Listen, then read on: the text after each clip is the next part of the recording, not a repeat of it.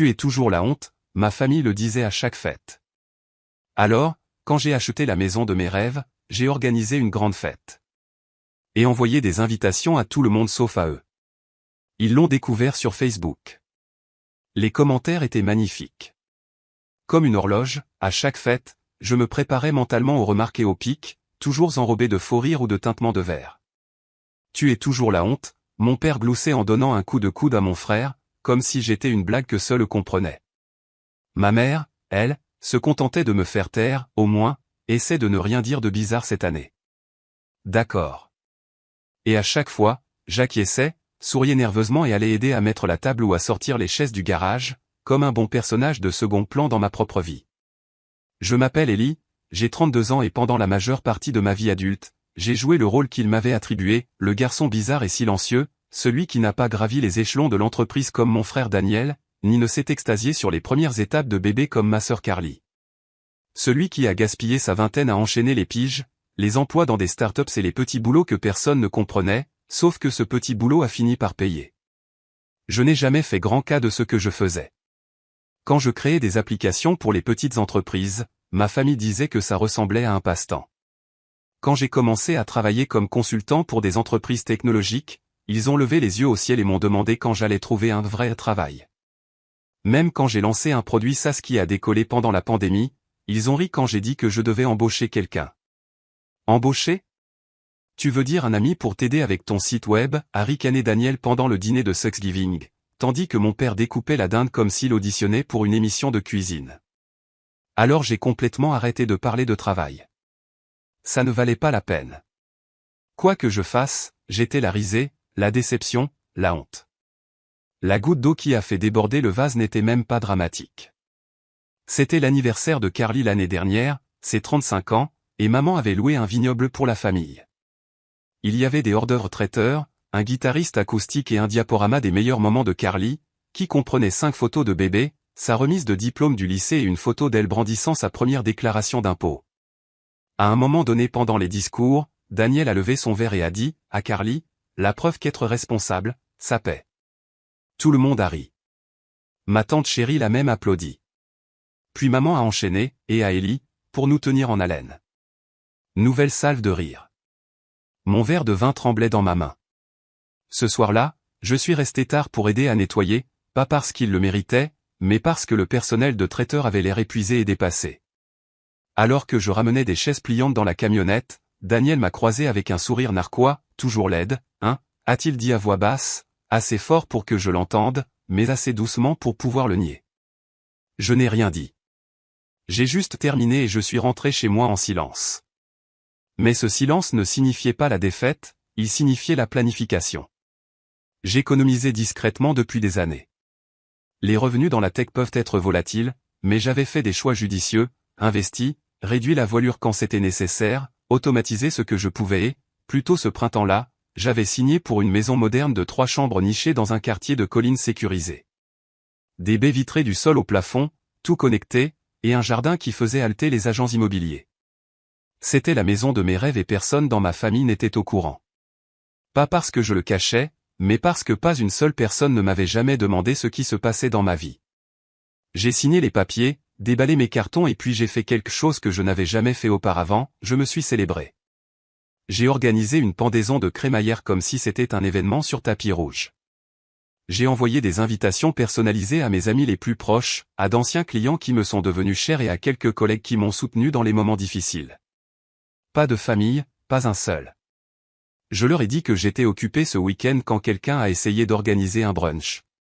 J'ai mis l'événement en mode privé sur Facebook, mais pas invisible. Cette partie était intentionnelle. La nuit de la fête était parfaite. Les guirlandes lumineuses brillaient au-dessus du patio, la nourriture traiteur sentait incroyablement bon et les rires résonnaient dans les couloirs d'une maison remplie de gens qui me voyaient vraiment, pas comme une note de bas de page, mais comme quelqu'un qui mérite d'être célébré. Il y avait de la musique, des discours et même un petit karaoké improvisé près du feu. J'ai pris des photos avec tout le monde, posé avec la pyramide de champagne et, à la demande de mon ancien mentor en affaires, j'ai même fait un court discours de remerciement. Mon amie Julie a posté une photo de moi sur le balcon, les bras levés, les lumières de la ville en arrière-plan, avec la légende, de paria à bâtisseur d'empire, si fier de toi, Ellie. Ce post, c'est ce qui a déclenché le chaos. Je me suis réveillé le lendemain matin avec une douzaine d'appels manqués, 7 de ma mère, 3 de Daniel, 1 de Carly et 1 d'un numéro inconnu qui s'est avéré être ma tante Cheryl. Mes notifications Facebook avaient explosé. Mon profil, que j'utilisais à peine, avait été tagué dans des photos, des stories et même une vidéo de quelqu'un qui filmait le moment où je coupais le ruban devant la porte d'entrée avec des ciseaux géants. Je n'ai rien posté de tout ça, mais je ne l'ai pas caché non plus. La section des commentaires était glorieuse. « Attends, Ellie, cette maison est magnifique, quand est-ce que c'est arrivé, tu mérites ça, OMG, je pleure, si fier de toi. » Et puis, enfoui dans le mélange, « Pourquoi nous n'avons pas été invités, de ma cousine Jenna, ta famille aurait dû être là, c'est tellement blessant de Carly, un passif-agressif. J'imagine que certaines personnes oublient qui les a élevés de maman. » Même Daniel a commenté, « J'imagine que ce faux boulot a fini par marcher, hein? Tu aurais pu nous le dire. » Je n'ai répondu à rien, ni aux commentaires, ni aux messages vocaux, ni au long texte que m'a envoyé ma mère disant que j'avais mis la famille dans l'embarras en leur faisant passer pour des étrangers. Ce mot, embarras. Je l'ai regardé pendant longtemps, puis j'ai supprimé le message. Mais ce n'était pas la fin, parce que 2 jours plus tard, Daniel s'est pointé à ma porte, sonnant comme si on était amis. Je n'ai pas répondu tout de suite à l'appel du portail. Je me suis tenu à l'îlot de cuisine, café à la main, à regarder son visage à travers l'interphone vidéo. Il avait l'air agacé, impatient, habillé comme s'il sortait directement du bureau, chemise boutonnée, montre qui coûtait probablement plus cher que ma première voiture et cette même expression qu'il avait toujours quand il était sur le point de me donner des conseils. Il a appuyé de nouveau sur le buzzer. « Ellie » a-t-il dit dans le haut-parleur, sa voix grésillant. « Sérieusement, je ne suis pas là pour me battre, ouvre juste le portail. » Je n'ai pas répondu. J'ai attendu. Après le 3e coup de sonnette, il a sorti son téléphone, probablement pour m'envoyer un texto. Bien sûr, mon téléphone s'est allumé une seconde plus tard. « Daniel, ouvre le portail, je ne partirai pas tant qu'on n'aura pas parlé. » Je l'ai laissé attendre 1 minute de plus, puis, avec une profonde inspiration, j'ai appuyé sur le bouton d'ouverture du portail. Il est monté lentement, scrutant la façade de la maison comme s'il essayait encore de l'assimiler. Il s'est garé dans l'allée, sur la gauche, où les pavés étaient encore impeccables et est sorti sans dire un mot. Alors qu'il s'approchait de la porte, je l'ai ouverte avant qu'il ne puisse frapper. « Alors, c'est vrai ?» a-t-il dit, les bras croisés. Je me suis appuyé contre le cadre de la porte. « Ouais. Pourquoi tu ne nous l'as pas dit ?» J'ai laissé échapper un rire discret. « À quand remonte la dernière fois que vous m'avez demandé quoi que ce soit sur ma vie, Dan ?» Il a levé les yeux au ciel.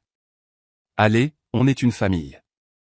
Vous avez qualifié mon entreprise de passe-temps. Tu as dit que j'étais toujours laide. À chaque fête, vous vous êtes donné pour mission de me rappeler que j'étais la blague de la famille. » Il a levé la main. « Ce n'est pas juste. » « Si, c'est juste, » ai-je dit, mon ton plus tranchant maintenant. « Vous l'avez tous fait. Vous pensiez que c'était inoffensif, juste des taquineries, mais ça ne l'était pas. Ça a rongé année après année jusqu'à ce que j'arrête complètement de parler. » Pendant un moment, il a eu l'air sincèrement mal à l'aise, comme s'il ne savait pas quoi dire ensuite. Il a jeté un coup d'œil derrière moi dans la maison. « Cet endroit est incroyable, » a-t-il murmuré. « Ça a dû coûter une fortune. » Je n'ai pas répondu. Il pêchait, essayant de mesurer jusqu'où j'étais allé sans lui. « Je ne suis pas venu ici pour me battre, » a-t-il dit finalement, mais maman est vraiment bouleversée, Carly aussi. Tu les as mis dans l'embarras. J'ai failli rire de nouveau. Les mettre dans l'embarras? Ils m'appellent la honte depuis une décennie, mais au moment où je fais quelque chose qui mérite d'être célébré et que je ne les inclus pas, c'est moi qui ai franchi la ligne. Daniel n'a pas répondu. Il s'est agité inconfortablement sur le porche. Tu sais, maman, elle a pleuré quand elle a vu les photos. Elle a pleuré aussi quand j'ai abandonné mes études supérieures, ai-je dit. Elle m'a dit que je ne ferais jamais rien de ma vie. Peut-être qu'elle n'aime tout simplement pas les surprises. Il a baissé les yeux sur ses chaussures, puis les a relevés vers moi. Écoute, je ne dis pas qu'on était parfait. Vous étiez cruel, Dan. Vous tous. Et vous ne l'avez même pas remarqué. Silence. Puis il s'est éclairci la gorge. Alors, qu'est-ce qu'il se passe maintenant? Tu nous ignores? Tu fais comme si on n'existait pas? Je l'ai regardé, je l'ai vraiment regardé. Le même frère qui avait l'habitude de me pousser hors des photos, qui m'avait dit une fois lors d'un dîner de Noël que j'avais de la chance d'être inclus. Et maintenant, il était là, sur mon porche, à demander ma permission pour entrer. Je ne fais semblant de rien, ai-je dit calmement. Je choisis juste qui fait partie de ma vie. Sa mâchoire s'est serrée. Alors, tu vas continuer à punir tout le monde? Ce n'est pas une punition, ai-je dit, ma voix calme. C'est la paix. Encore un moment de silence, puis il s'est tourné pour partir. Mais avant d'atteindre sa voiture, il s'est retourné une dernière fois. Tu es toujours amer, a-t-il dit. Aucune maison au monde ne change ça. Je n'ai pas bronché. Et tu es toujours arrogant. Aucune fête ne change ça. Il est parti sans dire un mot de plus. Cet après-midi-là, j'ai reçu un message de ma cousine Jenna. C'était une capture d'écran d'une conversation de groupe dans laquelle je n'étais pas. Ma mère avait écrit, « Je ne comprends pas pourquoi il fait ça. Nous l'avons élevé, non? Peut-être qu'il aime juste nous faire passer pour des méchants. » Carly a répondu, « Il a toujours été un peu bizarre. Je savais que quelque chose comme ça finirait par arriver. » Puis Daniel, laissez-le profiter de sa petite victoire. Ça ne durera pas. J'ai lu cette ligne 2 fois. Ça ne durera pas. C'est à ce moment-là que j'ai réalisé qu'il ne croyait toujours pas que tout cela était réel. Il pensait que c'était un coup de chance, une phase. Il ne pouvait pas me voir comme quelqu'un qui a réussi parce que cela signifierait admettre qu'il s'était trompé à mon sujet pendant des années. Alors j'ai pris une décision, ne pas riposter, ne pas me disputer, mais continuer tranquillement, délibérément, et m'assurer qu'il regarde chaque étape. Le lendemain matin, j'ai accepté une offre pour faire une chronique en tant qu'invité sur un podcast technologique avec un public énorme. La même semaine, j'ai signé avec une agence pour transformer mon travail de consultant en une entreprise à part entière. J'ai mis à jour mon profil LinkedIn, posté quelques photos de la fête sur mon profil public. Rien de tape à accent grave-l'œil, juste assez pour être vu. Je n'avais pas besoin de leur approbation, je voulais juste qu'ils sachent qu'ils n'étaient plus le centre de mon histoire. Et c'est là que les choses ont pris une tournure radicale.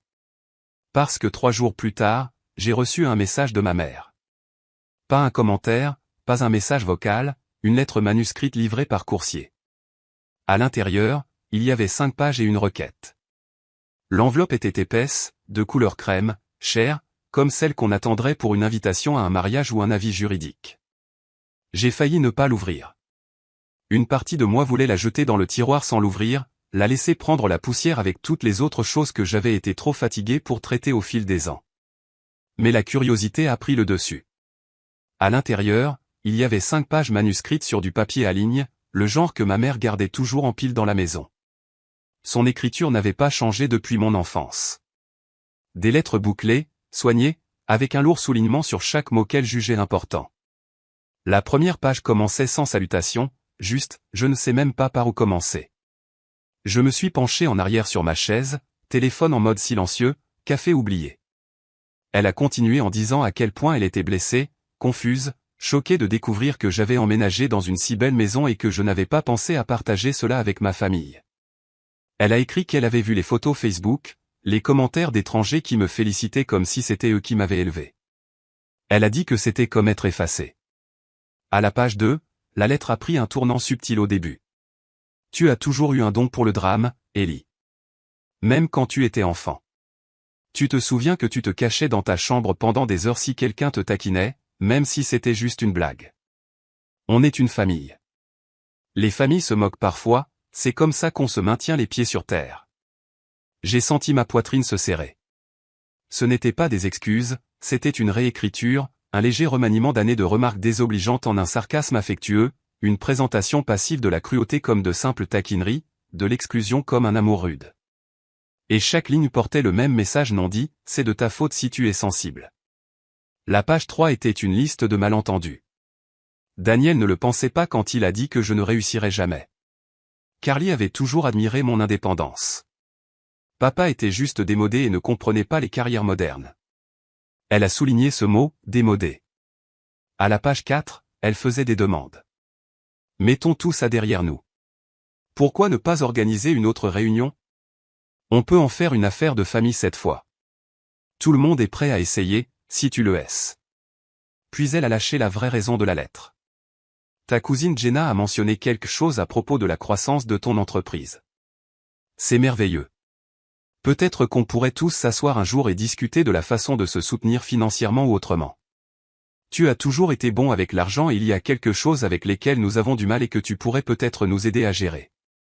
J'ai arrêté de lire. Le reste de la lettre était lourd dans mes mains, mais je n'avais pas besoin de voir les dernières lignes, je savais déjà ce qu'elle dirait. Une variante de « tu nous manques ». Tu fais toujours partie de cette famille. Et peut-être même merci de répondre bientôt. Je me suis levé, j'ai marché jusqu'à la fenêtre et j'ai regardé le patio. Les lanternes de la fête étaient toujours accrochées, se balançant légèrement dans la brise. Les verres à champagne avaient disparu, mais l'énergie était restée. Le souvenir des rires, des gens qui m'encourageaient, pas qui me toléraient. Et j'ai réalisé quelque chose.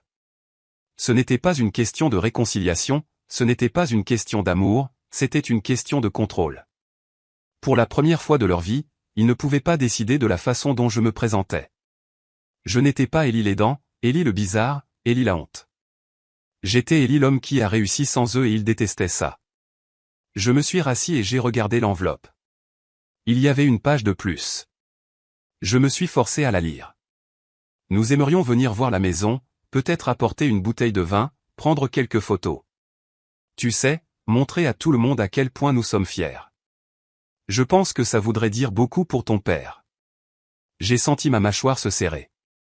Par voudrait dire beaucoup pour moi, par parlons-en, juste prenons des photos, montrons aux gens, prouvons qu'on est fiers, maintenant que c'est pratique.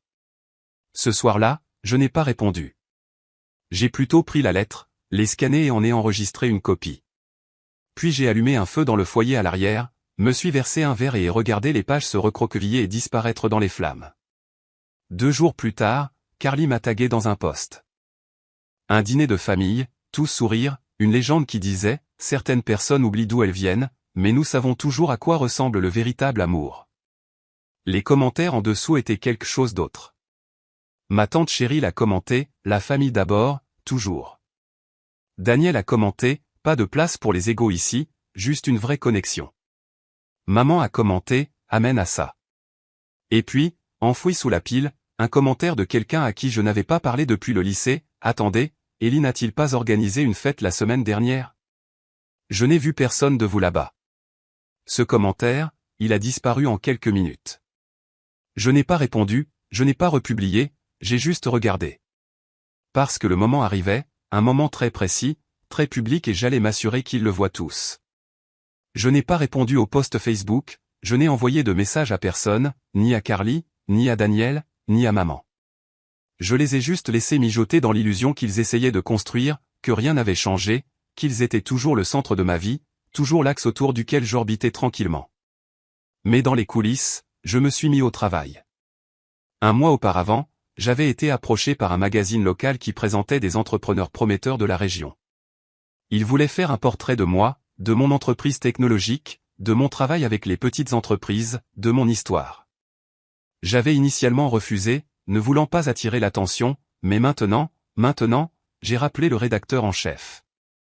Nous avons programmé l'interview pour la semaine suivante. Je ne me suis pas habillé ni préparé de discours, j'ai juste parlé simplement.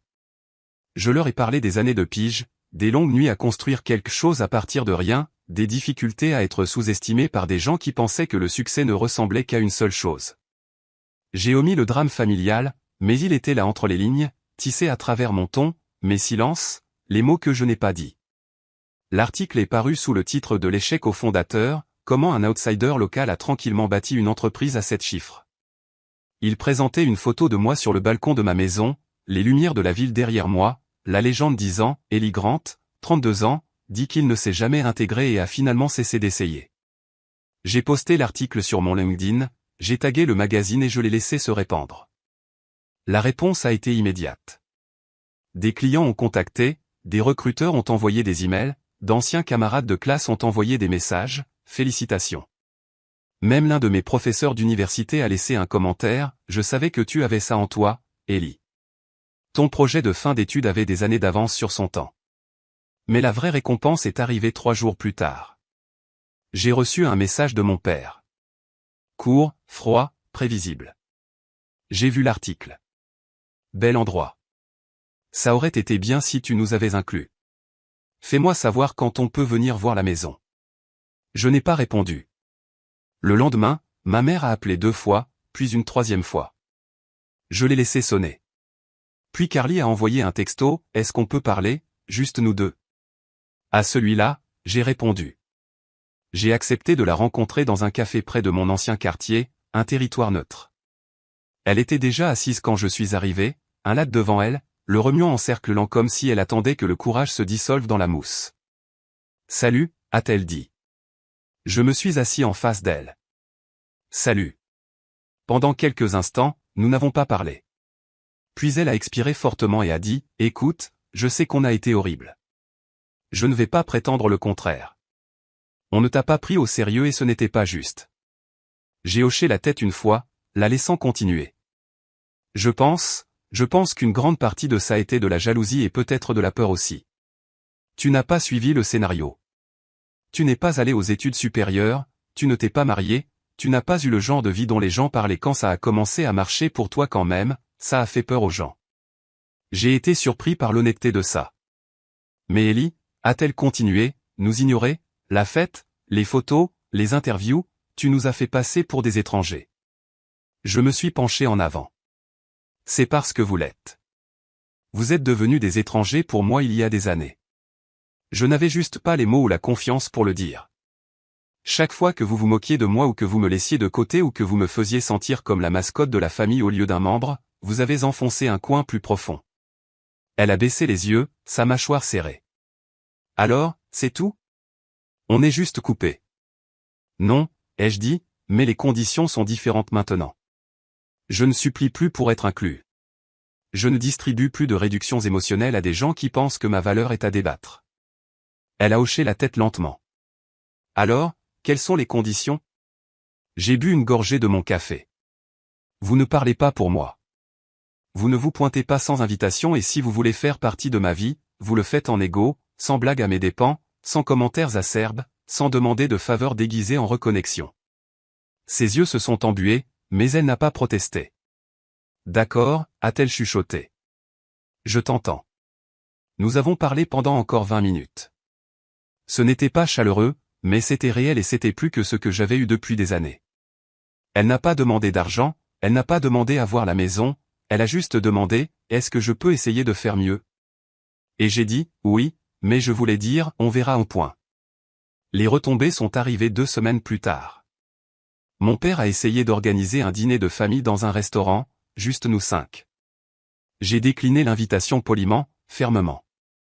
Je leur ai dit que j'étais occupé par le travail, ce qui était vrai. Je venais d'être invité à prendre la parole lors d'une conférence technologique à Vancouver et je préparais mes diapositives. Le lendemain, Daniel a appelé. Il a laissé un message vocal que j'ai enregistré. Tu penses que tu es meilleur que nous maintenant juste parce que tu as eu de la chance ? Tu es toujours le même loser maladroit que tu as toujours été. L'argent n'achète pas le respect, Ellie, il achète juste des murs. Il avait raison sur une chose, j'étais le même à bien des égards. Toujours calme, toujours introspectif, toujours un peu maladroit, mais je n'étais plus faible. Je n'avais plus besoin de leur validation comme de l'oxygène. Ce week-end-là, j'ai organisé une autre fête, pas une énorme, juste un dîner privé pour quelques amis proches, des mentors et un invité très spécial. Carly. Elle s'est présentée avec une bouteille de vin et un sourire nerveux. Je l'ai accueillie, lui ai fait visiter et regardé ses yeux s'écarquiller dans chaque pièce. Elle n'arrêtait pas de dire, tu as vraiment fait ça. Tu as vraiment réussi. Et je me suis enfin laissé sourire sans amertume. Ouais, ai-je dit, je l'ai fait. Elle était différente ce soir-là. Plus calme, plus réfléchie. Je l'ai surprise à s'attarder dans mon bureau à domicile, à regarder le tableau blanc couvert de notes, les plaques et les articles encadrés. Tu sais, a-t-elle dit alors que nous débarrassions les assiettes plus tard, je pense que c'est la première fois que je te vois comme le personnage principal. J'ai ri doucement. C'est parce que c'est la première fois que j'ai arrêté de demander la permission. À la fin de la soirée, elle m'a serré dans ses bras. Pas l'étreinte rigide et performative à laquelle j'étais habitué, mais quelque chose de plus chaleureux, quelque chose de réel et quand elle est partie, je ne me suis pas senti épuisé, je me suis senti plus léger. Ce soir-là, J'ai ouvert ma boîte de réception. 3 autres emails de maman, un de papa, tous ignorés. Puis un d'un producteur de podcast qui voulait me présenter dans un épisode intitulé « Le pouvoir d'être sous-estimé ». J'ai accepté. Quand l'épisode est sorti, j'ai inclus une ligne vers la fin que je n'avais pas prévue. J'ai dit, parfois, la meilleure vengeance n'est pas de prouver que les gens ont tort, c'est de construire une vie tellement bien que leurs opinions deviennent insignifiantes. Pas parce que vous les avez effacées, mais parce que vous les avez dépassées. Je n'ai pas dit leur nom, je n'en avais pas besoin. Ils l'ont entendu de toute façon et pour la première fois de ma vie, je ne me suis pas senti comme la honte.